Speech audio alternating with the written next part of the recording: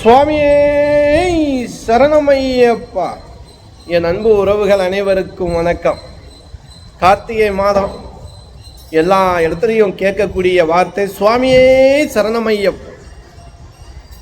சுவாமி சுவாமி சுவாமின்னு தான். இந்த ஐயப்பனுடைய நாமத்தை எங்கே இருந்தாலும் நம்ம கேட்கலாம். அப்படிப்பட்ட இந்த கார்த்திகை மாதம் விரதம் இருக்கக்கூடிய அன்பு உறவுகள், நீங்கள் கார்த்திகை முதல் தேதியிலிருந்து 48 நாள் விரதம் இருக்கிய அப்படின்னா எந்தெந்த விஷயத்தை நம்ம கடைபிடிக்கணும், விரதங்கள் இருக்கக்கூடிய முறைகள் என்ன, இந்த 48 நாள் விரதம் இருக்கும் இல்லையா, அந்த 48 நாள் விரதம் இருக்கிறதுக்கான அந்த நாளுக்கான பலன் என்ன, அப்படி நீங்கள் மாலை போட்டு விரதம் இருக்கும்போது உங்கள் வீட்டில் பெண்கள் மாதவிடாய் நேரத்தில் நீங்கள் என்ன செய்யணும், பெண்கள் அம்மாவாக இருந்தாலும் சரி, மனைவியாக இருந்தாலும் சரி, அக்காவாக இருந்தாலும் சரி, தங்கையாக இருந்தாலும் சரி, உங்கள் வீட்டில் ஒருத்தர் மாலை போட்டிருக்கார் அப்படின்னா நீங்கள் அவருக்காக என்ன செய்யணும், அந்த வீட்டில் என்ன வழிபாடுகள், பூஜை வழிபாடுகளை செய்யணும், எந்த நேரத்தில் விளக்கேற்றணும், சமையல் செய்யும்போது எதை கடைபிடிக்கணும், எந்த நாமத்தை சொல்லணும், கன்னிசாமி புதுசாக மாலை போடக்கூடிய பக்தர்கள் விரதங்களை கடைபிடிக்கக்கூடிய முறை, அதே போல் மாலை போடுறோம், எங்கே மாலை போட்டால், யார் கையால் மாலை போட்டால், எந்த இடத்துல எந்த நேரத்தில் மாலை போட்டால் விசேஷம் அப்படிங்கிறத நம்ம முழுமையாக தெளிவாக இந்த வீடியோவில் பார்க்க போகிறோம். அன்பு உறவுகளே, சுவாமியே சரணமையப்பா என்று சொல்லக்கூடிய அந்த நாமத்தை எல்லோரும் சொல்ல வேண்டும். ஏன்னா சுவாமியே சரணமையப்பா, உங்ககிட்ட நான் சரணாகதியாக இந்த 48 நாள் விரதம் இருக்கு இல்லையா, இந்த 48 நாள் விரதம் என்பது என்ன, அதை முதல் நம்ம தெரிஞ்சுப்போம். 48 9 நவக்கிரகங்கள், 12 ராசி, 27 நட்சத்திரம் கூட்டி பாருங்க, 48 வரும். 9 கிரகங்களும் 12 ராசிக்கு பொருந்தும். இந்த 12 ராசிக்குள்ள 27 நட்சத்திரம் இருக்கு.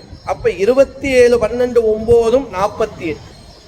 இதற்காகத்தான் 48 நாள் விரதம் இருக்கும்.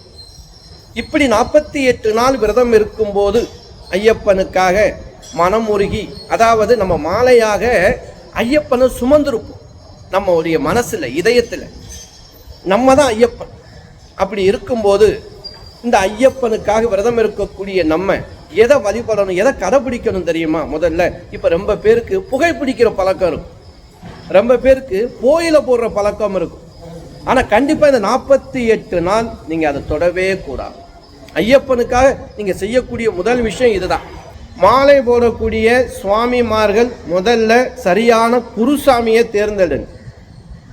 அப்படிப்பட்ட குருசாமிக்கு சில சுவாமிகள் தப்பாக எடுத்துக்கிற கூடாது, சிலரை மட்டும்தான் நான் சொல்றேன். குருசாமி அப்படின்னா ஐயப்பனை முழுமையாக சுமந்திருக்கக்கூடிய ஒரு தெய்வம். அந்த தெய்வத்துக்கிட்ட அவருடைய ஆலோசனையை கேட்டு நம்மெல்லாம் மேலே மேலே, அதாவது படிப்படியாக நம்ம வளரக்கூடியதை அவங்க தான் நமக்கு வழிவகுப்பாங்க. அப்படிப்பட்ட குருசாமி எப்படிப்பட்ட தகுதியோடு இருக்க வேண்டும், அவருக்கு எந்த பழக்கம் வேணுமாலும் இருக்கட்டும். இந்த 48 நாள் மாலை போட்டிருக்கும் போது புகைப்பிடிப்பதோ கோயிலை போடுவதோ இருந்தால் அப்படிப்பட்ட குருசாமியை தவிர்த்து வைப்பது நல்லது. ஏன் அப்படின்னா அவர் 48 நாள் நம்ம ஐயப்பனுக்காக இதெல்லாம் ஒதுக்குறதுக்கு முடியாதா? ஏன்னா நம்ம ஐயப்பனை சுமந்திருக்கோம், நம்ம தான் ஐயப்பன். நீங்கள் புகை பிடிக்கிறீங்க, ஐயப்பனுடைய டாலர் உங்ககிட்ட இருக்கும், ஐயப்பன் உங்கள் மனசில் இருக்கார். சுவாமியே சரணம் ஐயப்பான்னு சொல்லக்கூடிய இந்த நாவு உங்கள் மனசுல இருந்து வரக்கூடிய அந்த வார்த்தை உங்கள் உடல் முழுவதும் அது பரவி இருக்கும்.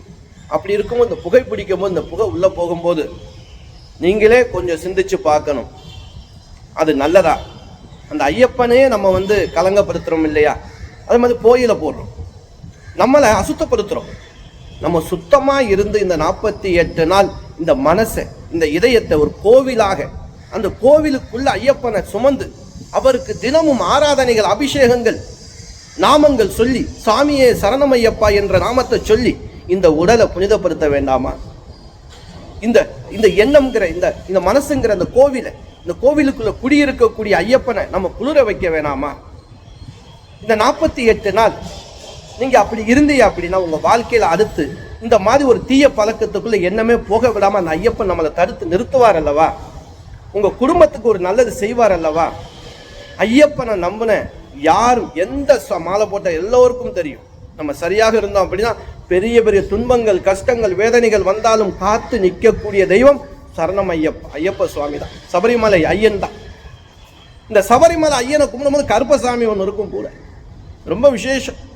இந்த கருப்ப பக்தர்கள் அந்த நேரத்தில் சாமி சரணம் சொல்லும் போது கருப்பனை கும்பிடக்கூடிய ஒவ்வொரு பக்தனுக்கும் அந்த கருப்பன் இறங்கி ஆடக்கூடியதை நம்ம பார்க்க முடியும். எத்தனை பேர் இருந்தாலும் அவர்களை கட்டுப்படுத்தவே முடியாது. அந்த அளவுக்கு உக்கிரமாக, வேகமாக, நெருப்பாக இந்த நெக்கில் வந்து ஆடி ஆடி காட்டக்கூடிய ஒரு அற்புதமான நிகழ்வு நம்மலாம் பார்த்துருக்கோம்.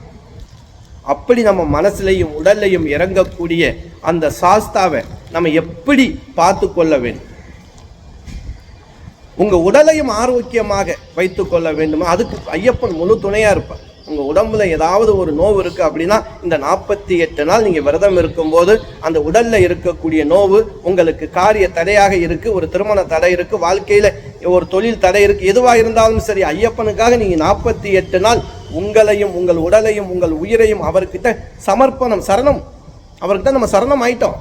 நம்ம இல்லை, நம்ம ஆசை பாசம் எல்லாத்துக்கும் அப்பால் பட்டது இந்த விரதம்.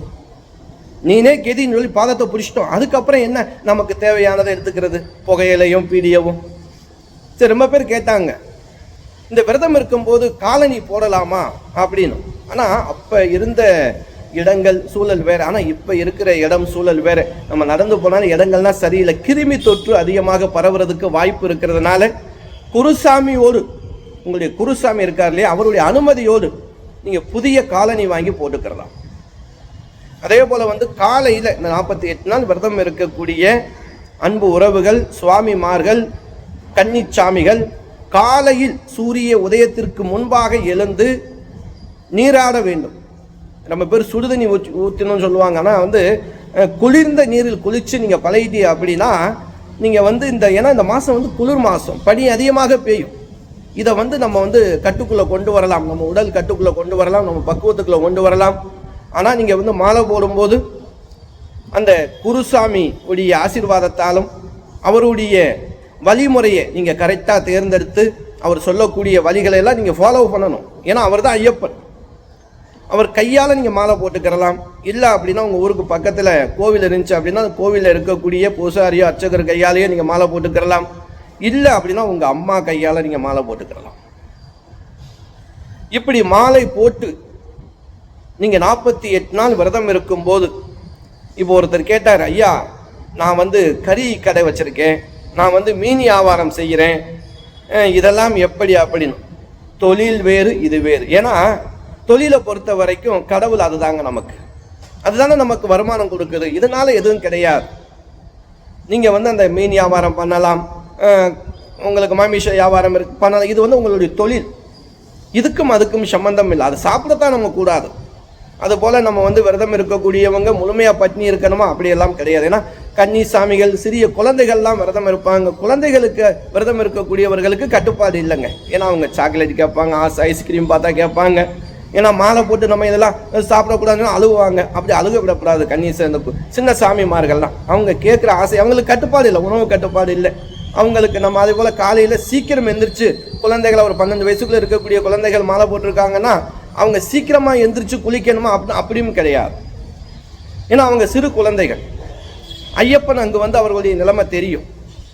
அதே போல் வந்து உங்கள் வீட்டில் மாலை போட்டிருக்காங்க அப்படின்னா இந்த மாதவிடாய் அப்படிங்கிற நேரம் வரும்போது நீங்கள் சமையல் செய்யக்கூடாது. அவங்களுக்காக ஒரு ஓரமான இடத்துல நம்ம இருந்து பயன்படுத்திக்கிறலாம். அதுபோல் அந்த நேரங்களில் குருசாமியுடைய ஆலோசனையை நீங்கள் முதல்ல கேட்டுக்கிறீங்க. அந்த நேரத்தில் மாலை போடும்போது சிலவங்க பார்த்தீங்கன்னா பக்கத்தில் மண்டபம், கோவில் இருக்கும், அங்கே போய் அந்த நாள் ஒரு 4 நாள் 5 நாள் தங்கிப்பாங்க. உணவுகள் அவங்களே செஞ்சு சாப்பிட்டுப்பாங்க. இந்த நேரங்களை பொறுத்த வரைக்கும் நம்ம வந்து அந்த மாதவிடாய் நேரத்தில் நம்ம வந்து அந்த காய்கறி அறுக்கவோ, கட் பண்ணவோ, சமையல் செய்யவோ, அந்த மாதிரி விஷயங்கள் ஐயப்பன் சுவாமிக்கு சம்மந்தப்பட்ட விஷயங்கள் நம்ம எதுவும் செய்யாமல் இருப்பது உத்தமம். ஐயப்பனுக்கு மாலை போட்டிருக்கும் போது அந்த சரணம் 108 சரணத்தை மறக்காமல் சொல்லுங்கள். சாமியே சரணம் ஐயப்பாங்கிற நாமத்திலிருந்து நமக்கு வந்துக்கிட்டே இருக்கும். அந்த 108 சரணத்தை சொல்லுங்கள். ஐயப்பா நாமத்தை நினச்சிக்கிட்டே இருங்க. ஐயப்பா ஐயப்பான்னு சொல்லிக்கிட்டே இருங்க. உங்களுடைய வாழ்க்கையில் கஷ்டங்கிற அந்த அந்த ஐயோ அப்பா அப்படின்னு கஷ்டத்தில் சொல்லுவேன் என்னால் முடியலன்னு அது ஐயப்பா ஐயப்பான்னு சொல்லி இப்போவே சரி பண்ணிக்கிறீங்க. உங்களுக்கு அந்த கஷ்டங்கிற வார்த்தையில் என்னால் முடியலே ஐயோ அப்பான்னு சொல்லக்கூடிய வார்த்தைகள் வரவே வராது. இப்படி நம்ம விரதங்களை சரியாக இந்த 48 நாள் நம்மளை சுத்தப்படுத்தி நம்மளுடைய உடலை நம்மளுடைய ஆத்மாவை இந்த எண்ணத்தை அதான் சந்திரன் சொல்லுவாங்க, இந்த இதயத்தை ஒரு கோவிலாக கட்டி அந்த கோவிலுக்குள்ள ஐயப்பனை குடிபுகர வச்சு அவருக்கு தினமும் நீங்கள் கண்ணை மூடி நான் செய்ய ஒரே விஷயம் மட்டும் பண்ணுங்க, ரொம்ப பவர்ஃபுல். கண்ணை மூடி உங்கள் இதயத்துக்குள்ள அந்த ஐயப்பன் இருக்க அந்த ஐயப்பனுக்கு நீங்கள் தினமும் காலையில் எந்திரிச்சு குளிச்சுண்டு வீட்டில் விளக்கேற்றி வச்சுண்டு ஐயப்பன் திருவுருவ படத்துக்கு சந்தன போட்டு வச்சு துளசி மாலை சாத்தி சாமி சரணம் ஐயப்பா நல்லா 108 முறை சொல்லிட்டு தீபாரணை காட்டிட்டு கொஞ்ச நேரம் உட்காருங்க. உட்கார்ந்து கண்ணை மூடிட்டு அந்த உங்கள் இதயத்தில் கோவில் கட்டி வச்சு அந்த ஐயப்பனை உள்ள வச்சிருக்கே இல்லையா, அந்த ஐயப்பனுடைய விக்கிரகத்துக்கு பால் அபிஷேகம், நெய் அபிஷேகம், பஞ்சாமிர்த அபிஷேகம் இப்படின்னு நீங்கள் அபிஷேகம் பண்ணுறதாக உணருங்க, ஃபீல் பண்ணுங்க. அவருக்கு தீபதூப ஆராதனை காட்டுங்க. இல்லை இருந்த இடத்துல இருந்து நீங்கள் சபரிமலை போயிருந்தீங்க அப்படின்னா அந்த ஞாபகம் எண்ணங்கள் வரும்.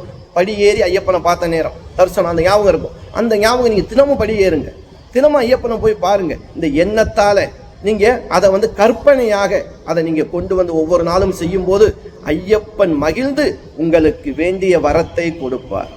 அற்புதமான எளிமையான வழிபாடுகள் தான். இந்த 48 நாள் மாலை போட்டிருக்கக்கூடிய பக்தர்கள் புகைப்பழக்கமோ புகையில பழக்கமோ மற்ற கெட்ட விஷயங்கள் எதுவும் இருக்கக்கூடாது, தவறான எண்ணங்கள் வரக்கூடாது.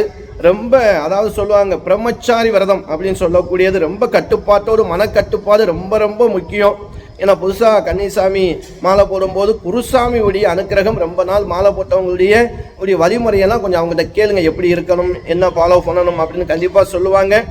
கண்டிப்பாக நம்ம இந்த வீடியோவில் என்னால் முடிஞ்ச அளவுக்கு ஒரு சின்ன தகவல் கொடுத்துருக்கேன். கண்டிப்பாக இந்த வீடியோ உங்களுக்கு பயனுள்ளதாக இருந்துச்சு அப்படின்னா உங்கள் உறவினர்கள் நண்பர்கள் மாலை போடும் உங்களுடைய நண்பர்களுக்கு எல்லோருக்கும் ஷேர் பண்ணுங்கள். நம்ம வீடியோவை புதுசாக பார்க்கக்கூடிய அன்பு உறவுகள் சப்ஸ்கிரைப் பண்ணி வச்சுக்கிடுங்க. அடுத்தடுத்து நல்ல வீடியோக்கள் உங்களை தொடர்ந்து வரும். அன்பு உறவுகளே, அடுத்த வீடியோவில் சந்திக்கும் வரை நான் உங்கள் ஈஸ்வரன் சீதாராம ஜோதிடர். அனைத்து என் அன்பு உறவுகளுக்கும் வணக்கம்.